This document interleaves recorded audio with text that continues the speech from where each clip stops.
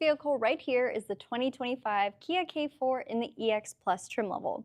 Now in today's video, we're doing an entire overview of everything you get in this particular trim, and I want to start it off with a couple highlights. So this is the highest trim level you can get while still retaining the efficient and reliable 2-liter naturally aspirated engine. It's also going to add on a couple nice upgrades to your cabin feel and some convenience functions too. So, like I said, it's a live stream video and we're going through everything today. The benefit of doing this live is I'm here. There's no script. There's an internet connection, a camera, and a car, and that is it. If you're watching in real time, you can ask me questions about the vehicle, and before we end off today's video, I'm here to answer them. So we'll dedicate a few minutes just towards going over some questions. Now we're gonna get right into it, starting off with the exterior, then our powertrain, then we'll work our way into the inside where we'll talk tech, safety, and convenience. Adam's going to take over on the camera, and I want to start off with the price point of this vehicle. So we are based here in Canada, where this vehicle is priced with an MSRP of $28,295 Canadian. And again, the highest trim level you can get before you get into turbo territory. On the front end, we'll get our classic K4 styling elements with a new version of our Tiger Face grille. So this vehicle essentially came in to replace the Forte. It's our compact sedan, but it's a whole lot bigger than what you'd expect in a compact. And it comes with a whole lot more packed into it. For our headlamps, we have a daytime running light with an amber glow. It'll always be amber regardless of if your signal's on or if the lights are just running in its typical daylight function. The main headlamp itself is a multi-reflection lamp, which is also an LED. So great visibility, sharp precision, and it lasts a whole lot longer than a traditional bulb. It also makes the car look a heck of a lot more modern. So, 2025 vehicle, we want LEDs now and we want them standard. That's exactly what the K4 gets you. In terms of technology and safety, even in its standard LX trim level, there is a lot packed onto this vehicle. I'll do a quick speed run, but I'll also explain it too, so I'm not just saying weird words around. You kind of get the idea of what comes with this car. Right in the center, we have this rectangular radar plate that's utilized for the smart cruise control with stop and go technology. So essentially, it builds on from what you're used to in a regular cruise control. You'll set your speed, but then you can also set your following distance. That way, if you hit a slowdown in traffic or a complete stop, the vehicle will take over and do it all on its own. It'll come all the way to a complete halt and then get back to rolling again. You as a driver on your steering wheel can choose between 4 different presets, and those will essentially be your following distances, from 1 car length to 4, all of which feel safe and will respond automatically. The vehicle also has forward collision avoidance assist that'll work in junctions, but also for pedestrians, cyclists, and of course other motorized vehicles. This vehicle will always warn you first with an audible alert, but then can actually brake to avoid said collision.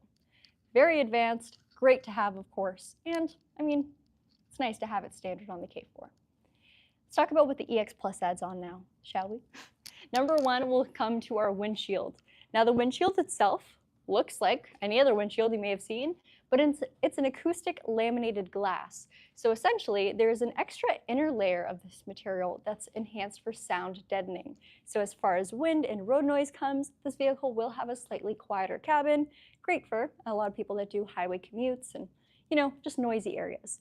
You're going to still, of course, hear the important things like horns or, emergency vehicles, but just that extra noise that kind of comes into your cabin and it's almost like white noise, stalled out a little bit more of a calm experience. Next thing let's talk about is our powertrain. So I'm going to pop the hood, and like I hinted at earlier on in this video, you can expect to see a 2-liter 4-cylinder. This vehicle will produce 147 horsepower and 132 pound-feet of torque. For our transmission, we have an intelligent variable transmission, or IVT for short. Now, Kia and Hyundai use this in a lot of our more efficient vehicles, and it is a great transmission choice. It operates the same way an automatic would, in the sense that you put it in park, reverse, neutral, or drive, and that is it. There's no extra gears or anything like that. But it essentially has a perfect gear ratio for whatever kind of driving that you're doing, so it is far more efficient. It's similar to a CVT, which you may have heard a lot about, a lot of times negative, except it builds upon what a CVT typically is. CVT is continuously variable transmission. It uses a series of pulleys to find that perfect gear ratio so you're always efficient. But they feel snappy. They feel like a rubber band that's about to burst. There's a lot of droning noise, a lot of weird sticky feelings. It kind of sucks. They're not the most fun to drive.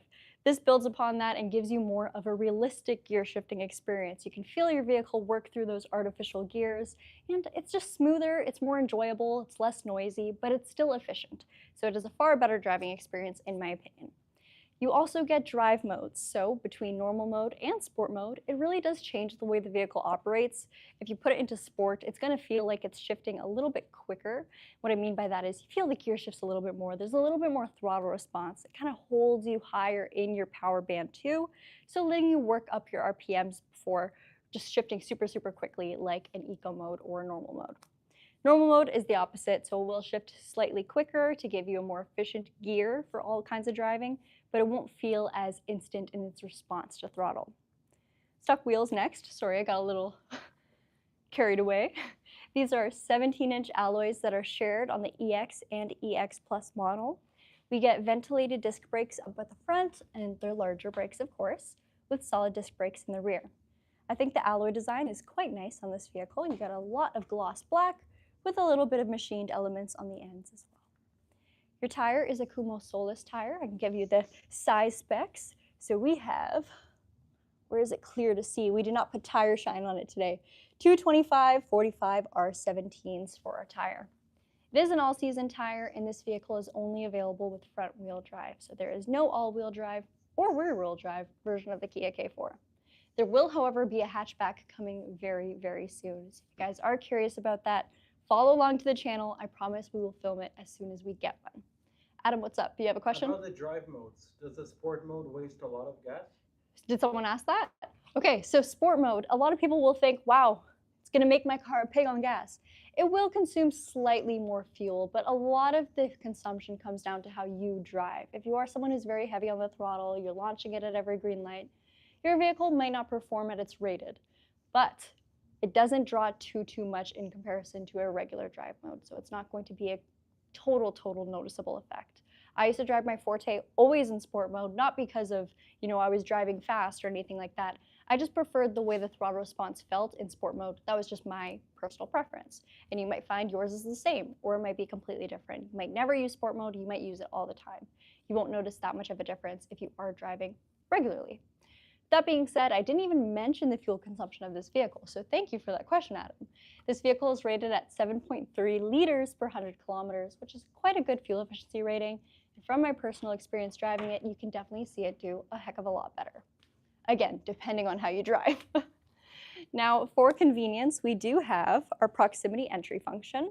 So both of our front doors, driver and passenger, will have this button that you can press to unlock or lock the vehicle as long as the key is on you.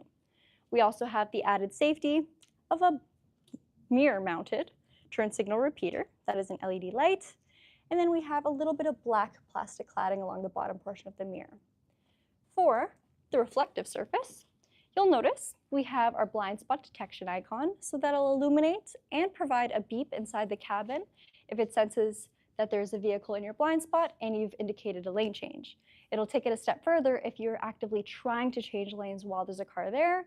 The vehicle will revert you into your originating lane. So not only is it a visual, giving you that glow if there's a car there, there's also an audible and a physical. So 3 different levels of warning with our blind spot safety here. Your pillars have a black plastic material, so this is good for durability, less scratches, piano black. It looks beautiful, but after a couple years, it looks like a nightmare, especially if you have kids or, clean snow off your car. And then up at the top, we have a quick look at our sunroof. Now, it's definitely more exciting once we hop inside the cabin, so follow along, you guys. There's a whole lot more to see once we get inside. Now, for the rear end of the vehicle, we have a mix of LEDs and regular bulbs for our taillights. I realize they're now off, so let me get that back on for you, and we'll also hit the hazard lights. So, here are our taillights, just in regular action with your daytime running lamps on. That is our brake lights. And then for our turn signal indicators and our hazard lamps, this is them illuminated. I'll have Adam walk around the car to show you guys the rest of our illuminated lamps. You'll notice, of course, your turn signal indicators on the mirror. The glow from those lights are also visible from both the side and the rear of your vehicle, so other vehicles around you can see if you are indicating a lane change. I absolutely love the lights up at the front. I think they did a fantastic job with the design and the shape. They definitely have given this vehicle a little bit more of a wide stance. There's a lot more, I feel road presence on this vehicle versus the Kia Forte. Now coming along to the actual rear, let's talk cargo space. So we have 413 liters of space, and you'll see in a second. One thing I would really like to highlight though is the release. So if you guys had a Kia Forte in the past or maybe just shopped around at cars in this segment, not a lot of compact sedans have a trunk release mounted on the trunk itself. They'll usually be found somewhere on the key fob or by the driver's area. That doesn't help you if you're walking up to your car needing to put something in and you don't want to dig for your key. So this is very handy. For space, like I said, 413 liters, but what does that really mean? I don't know. When someone says liters to me, I can't visualize anything. But if this helps, so be it. I have my legs fully extended and they are not reaching our sidewall there, so you can see. Even with pointed toes, I am not touching the sidewall. There's a lot of space. For depth, I'm also working with a ton of room. So it's not a 5-seater. This could be maybe an 8, 7, depends. Now, if you do need to knock down your rear seats, you do have these pull tabs. It's a 60-40 split, so you can fold them separately or all together, whatever is best for your current situation. And then underneath our floorboard, here's something I'm very happy to report. We do have a temporary spare tire. So it's a compact spare, otherwise known as a donut, but very handy to have this. A lot of compact cars choose to do a mobility kit instead. Mobility kits are great in the sense that they're very quick and you don't need to know how to change a spare to use it, but if you experience a full blowout, you can't do anything with them.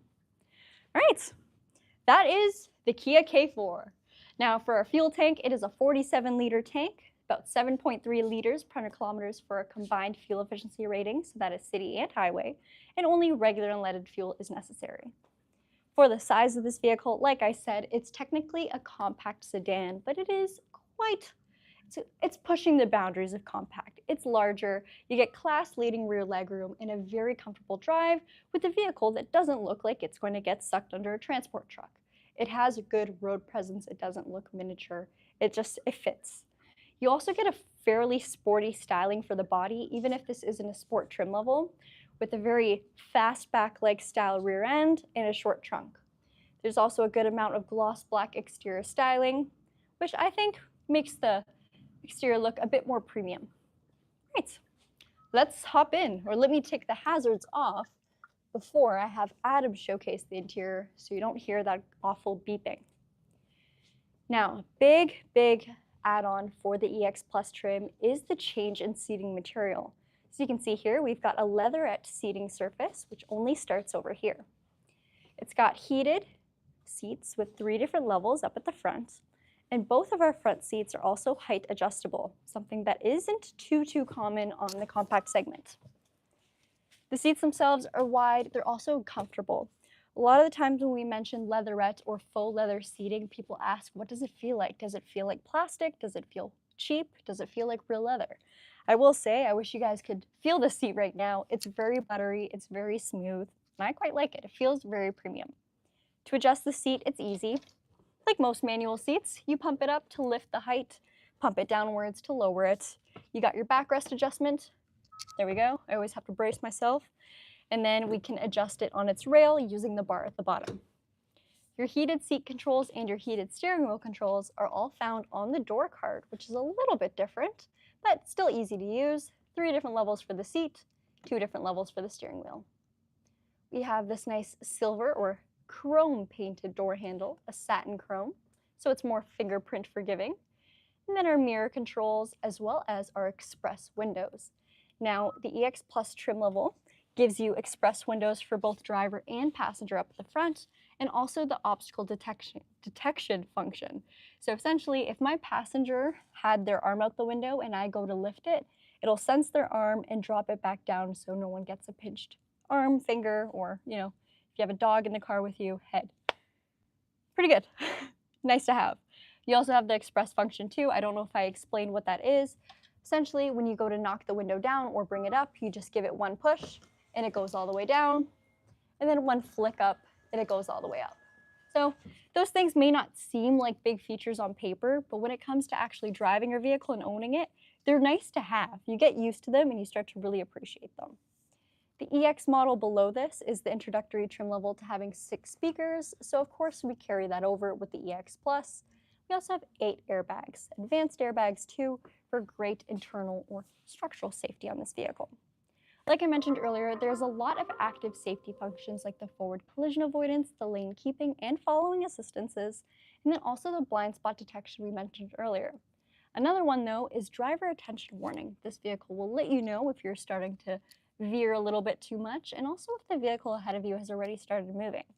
All of these active safety functions can be shut off if you're not a fan of them, but a lot of them are quite helpful and I do recommend keeping on. Another one I didn't mention but is quite important is the rear cross traffic collision avoidance assist.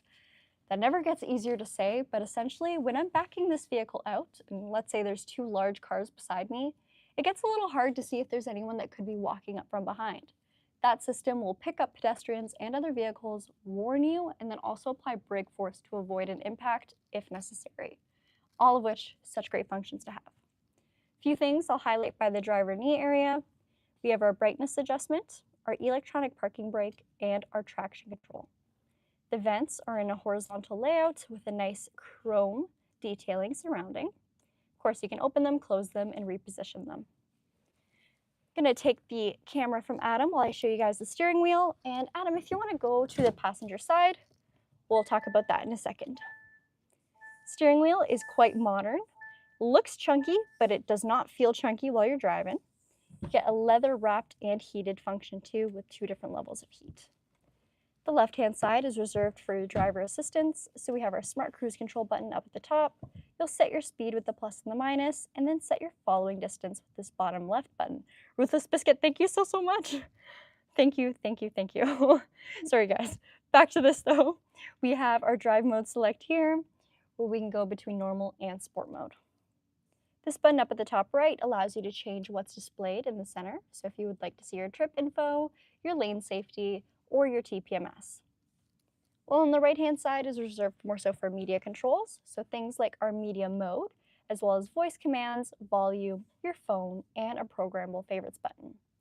The gauge cluster looks like it's fully digitized. Technically, it's not. I mean, it is and it's not all at the same time. You have a digital speedometer and a digital tachometer on the right, with your fuel gauge at the bottom and your temperature gauge on the bottom right. In the middle, though, that is the actual digital portion. So it's about 4.2 inches, always displaying your distance to empty, and then your preferred menu along the center. The middle screen is where things get very fun. So this is brand new software for Kia and Hyundai. It's called CCNC, which is Car Connected Navigation Cockpit. And it's housed on a beautiful 12.3-inch display. I don't know about you guys, I have no technology in my vehicles, no screens, no nothing. So sometimes I get a little overwhelmed when I see an iPad in the middle of a vehicle. This introduces very user-friendly technology. It has great functions, but it's not overwhelming and it's still easy to understand. You have, of course, touchscreen layout, and it's very, very easy to customize. So much like a cell phone, you drag and drop to reposition it, and you also have driver profiles. So if you share this car with somebody else, however you choose to have your layout and your safety functions as well as media will be saved to your account. So there's no fighting over, you took my radio preset. None of that. None of that at all. You have wireless Apple CarPlay and Android Auto, and it utilizes the entire screen. So looks very modern, it's very easy to use, and it's super, super user-friendly. Below that screen, we have some physical buttons. Very, very thankful we have this. So home button to jump you back to home, a search button, which is essentially the Google for your car, helps you find anything. So let's go to the time menu. All you have to do is search for it, and the car will find it. So who even needs to watch the Kia Hyundai channel anymore? Just kidding, please. Underneath that, we have our air vents, our hazard button, and then all of our temperature controls. So the fan speed is located on the far left, smaller fan to lower, larger fan to increase the intensity. front and rear defrosts, all of your directional controls, so face, face and feet, feet, feet and defrost, as well as your temperature along the far right. Below that, we have 2 USB-Cs, a wireless phone charger, and then our gear shift. Like I mentioned earlier, this is an IVT transmission, but operates the same way an automatic would or a regular automatic. Drive for drive. Everything else does exactly as it says. Your push to start ignition is just located off towards the left of the gear shift, and then you have your auto hold braking function and your park view camera. Below that, we have our 2 cup holders. They are retractable, and I'm very pleased to announce that they accommodate larger water bottles. That is a trend that seems to never go out of style. Key fob looks massive, but I swear it's not. It fits in girl pockets. You got your lock, your unlock, your release for the lift gate, or the trunk, I should say, and then your panic button. On the flip side, you have key fob integrated remote start too. So start up your vehicle come wintertime or summertime. That way you get into the cabin and it's set to a good climate. You also have Kia Connect, which is the smartphone integration, where you can unlock, start your vehicle, check the status, make sure all the doors are locked, your windows are closed, all from your phone, and that is free for 3 years. After that, you can choose to subscribe or not. And here's another major thing that the EX Plus adds, a giant sunroof. So much larger than the sunroof we got in the Kia Forte, this is a full wide style, not technically a panoramic, but even in the rear seats, you can still see out of it. It opens just under all the way, and you can also have it in the tilt function. Your interior lights are all LEDs.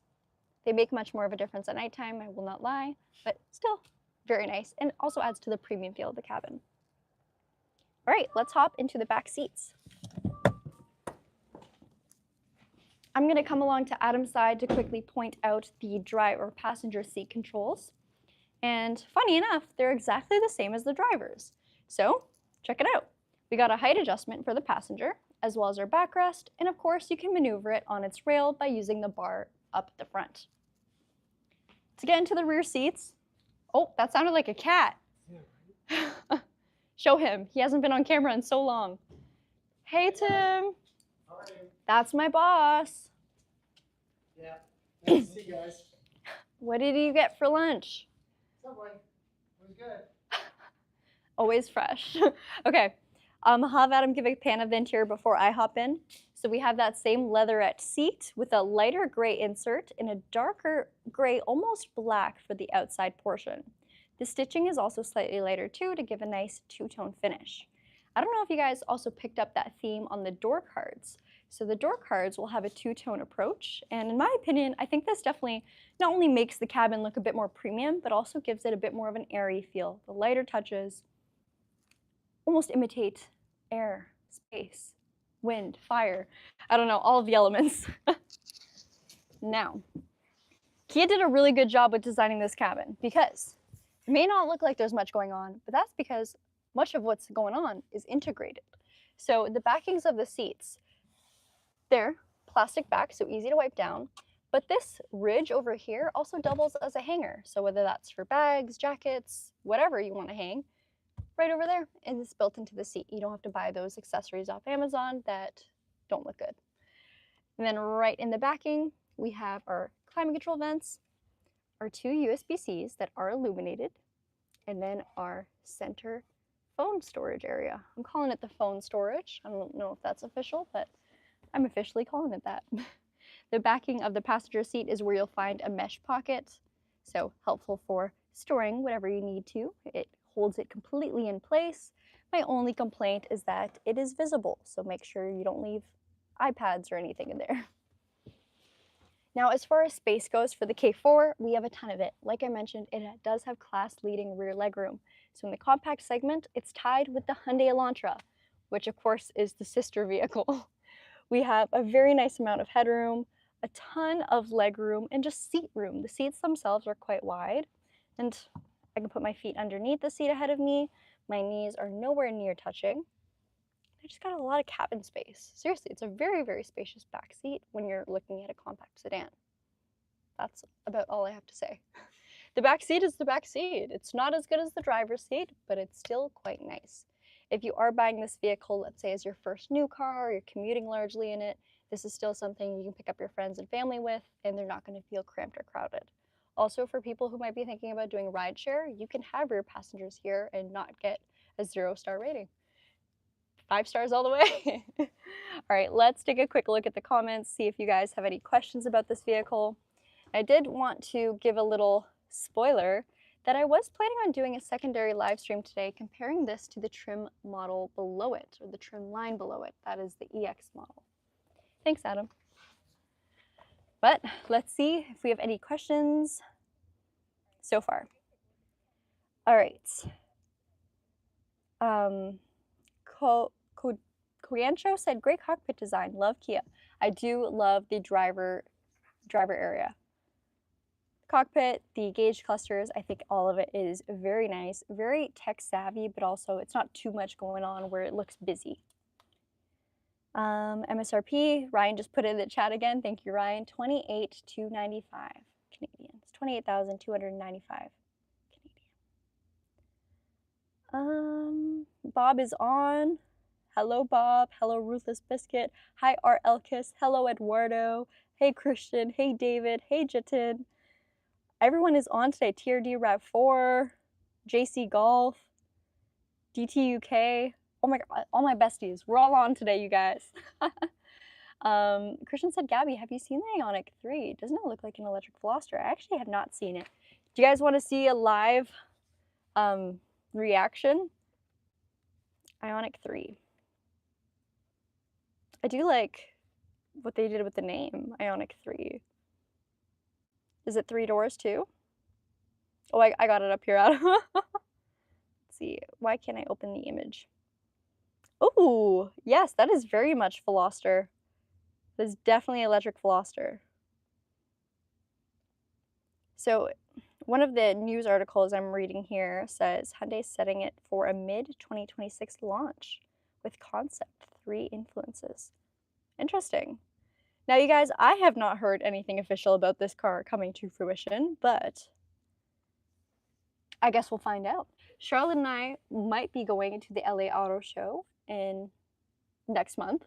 Wow, that is crazy to think about. So hopefully there we'll get some concrete info on what we're actually getting and some specs on.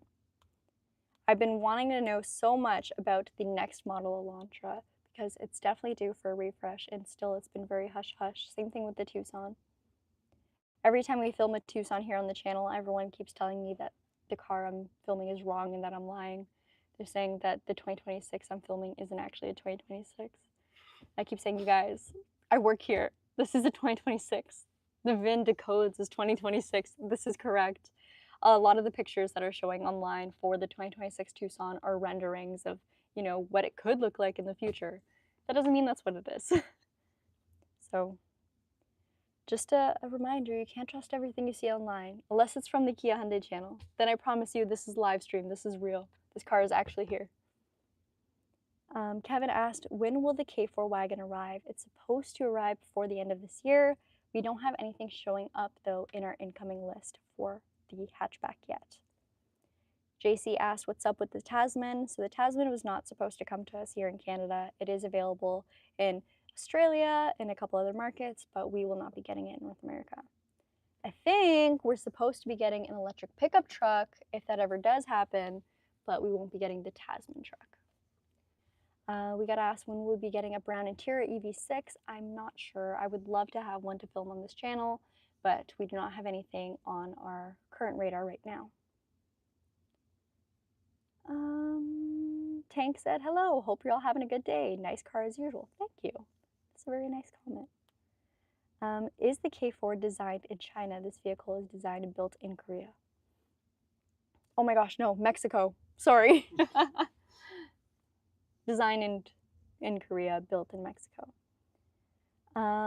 Christian said, Char is on mat leave. She shouldn't be working. I guess she'll make an exemption to travel. I mean, create content. Yeah, so she will definitely still be here for auto shows, but she's definitely taking her much needed leave.